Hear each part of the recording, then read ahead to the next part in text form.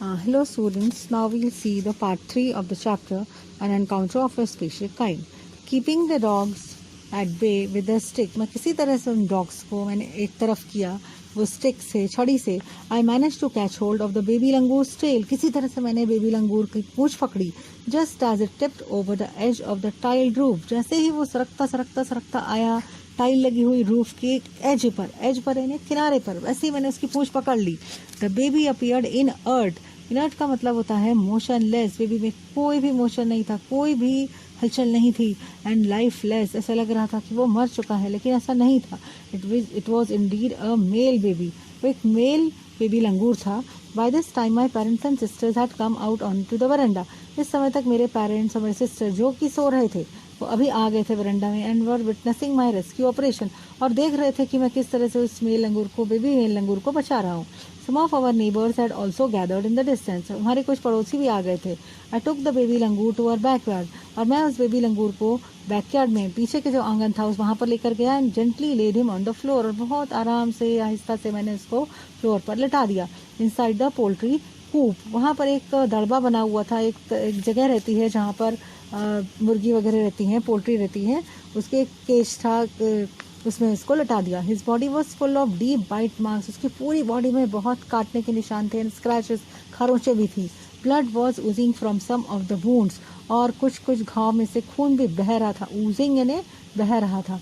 The baby remained motionless. Baby में कोई हलचल नहीं थी. My father provided first aid to clean the wounds. मेरे पिताजी ने इसको फर्स्ट एड दिया, उसके घाव को साफ किया. Stop the bleeding. और किसी तरह से खून को बहने से रोका.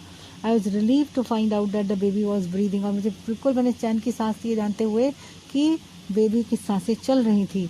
इवन दो हिज ब्रेथ्स वर शैलो. लेकिन उसकी जो सांसें थी वो ऐसी उथली थी, बहुत डीप ब्रीदिंग नहीं थी, लेकिन फिर भी वो जीवित रहने की निशानी थी. Splashes of cold water made the baby stir. और जब उसके ऊपर ठंडा पानी छिड़का गया तो बेबी हल्का सा उसने हलचल दिखाई, थोड़ा सा हिला वो. And after a few shaky attempts he sat up. और एक झटका मारते हुए वो बैठ गया. He was in state of shock. वो बिल्कुल ऐसा लग रहा था उसको शॉक लगा हुआ है. And started trembling like a leaf in the wind. और वो कांपने लगा जिस तरह से एक पत्ता कांपता है हवा में, उस तरह से वो कांपने लगा. His two little twinkling eyes. उसकी छोटी छोटी आंखें थी, चमकती हुई आंखें थी. Two little twinkling eyes welled up with tears. आंसुओं से भर गई. And he started to soft with a muffled cry. और वो बिल्कुल सिसकियाँ लेते हुए रोने लगा था. और दबी हुई सी उसकी दबा हुआ था उसका रोना था.